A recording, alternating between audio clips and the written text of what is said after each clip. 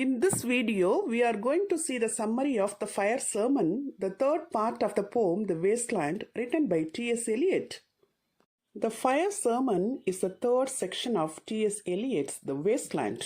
The title of this section is taken from the famous sermon of Lord Buddha, in which the world is shown burning with lust and passion. This section opens with Tiresias, the protagonist, surveying the Thames in the autumn. In the autumn season, the river Thames is deserted. The leaves of trees have fallen and the wind moves noiselessly. But in summer season, the place was thronged by rich men and flirtatious ladies. All of them have left now, leaving behind empty bottles, cigarette cases, handkerchiefs, and other signs of their rivalry. Here, the protagonist compares the Thames scene in the autumn with that of in the summer season. Water is a source of purification and regeneration, but the degenerate moderns do not realize this. They defile the river. As a result, the river sweats oil and tar. The pollution of the river symbolizes spiritual degeneration. Tiresias mourns the pollution of the river water. As he sits on its banks and fishing, a cold wind blows. It brings to him the sound of the senseless laughter of London crowds who move about rattling like dried bones. It reminded him of Bonnivard in The Prisoner of Chillon, Kingfisher fishing for regeneration of his brother, and Ferdinand mourning the death of his father, the King of Naples. Tiresias sees only dry bones about him rattled by rats. Water and fishing were symbols of transformation in the past, but now they have lost their significance.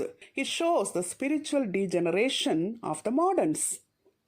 Then Tiresias sees a brothel keeper, Mrs. Porter, and her daughter washing their feet in soda water and thus making themselves attractive enough to the customers visiting their brothel.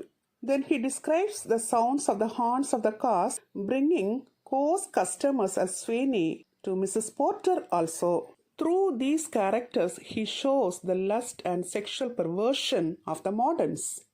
Again, he emphasized the lust and sexual perversion of the modern men by a French song, "Oh, these children voices singing in the choir" from Verlaine Parsifal. In this poem, Sir Parsifal reaches the chapel perilous in search of the Holy Grail, but there is no purity in his heart and his sex instincts are aroused by the children's voices singing. The modern man's perverted sex with children is hinted at here. Then he says about the song of the nightingale, it evokes not remorseful feelings but only hoarse sexual feelings in the minds of the moderns. It shows how moderns' minds are burning with lust and passion. Then he says about the homosexuality rife in our time. Mr. Eugenides, the Smyrna merchant, formerly brought both merchandise and fertility cults to Europe, but now he spreads only homosexuality. He invites the protagonist Tiresias to hotels known to be hotbeds of homosexuality. It shows the perverted relationship between men in the modern age. Then he says the perverted relationship between men and women through the character of a typist. The typist, tired after the day work, is approached by a coarse man. He has sex with her without minding her indifference and lack of active participation. The woman does not feel guilty at all. After the man leaves, the woman merely puts a record on the gramophone and listens to the music. It shows the moral and spiritual degeneration of the 20th century. Then Tiresias visits the quarters inhabited by the poor fishermen and sailors in the river. These poor people are also not free from sexual perversion and sin as brought out by the songs of the three Thames daughters, that is, three poor girls living on the banks of the river. These three girls sing together about their dirty experiences in the pleasure boats. The narrator compares the pleasure boat experiences of these three girls with the pleasure boat experience of Queen Elizabeth with Leicester. In the past, Queen Elizabeth had a voyage with her favorite Leicester in her richly decorated pleasure boat. Her pleasure boat is far superior to the drab merchant ships of our time. Queen Elizabeth II's relationship with Leicester was as sterile as that of the daughters of the Thames. The Queen dominated her lover, but the daughters of the Thames suffered humiliation at the hands of their heartless men. The three daughters of the Thames sing separately about their sins. The first girl hates the dirty atmosphere of Highbury. She confesses that she was violated in Richmond and Kew. She lost her virginity in a boat.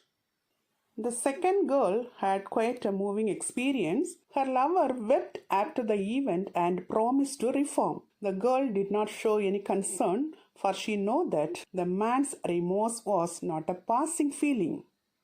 The third girl was undone on Margate Sands, a seaside pleasure spot in London. She feels the insignificance and nothingness of her life. Her people are helpless, humble people, like dumb-driven cattle. She feels that her life is as worthless as broken fingernails. The details of men and matters given in the third part of the poem, The Fire Sermon, written by T.S.Eliot, show us how the modern world is burning with lust and passion. There is no morality and spirituality among the people. Because of all these reasons, T.S.Eliot calls London a wasteland. Till now, in this video, we have seen the summary of The Fire Sermon, the third part of the poem, The Wasteland, written by T.S.Eliot. Hope you would have understood it very clearly. Thanks for listening.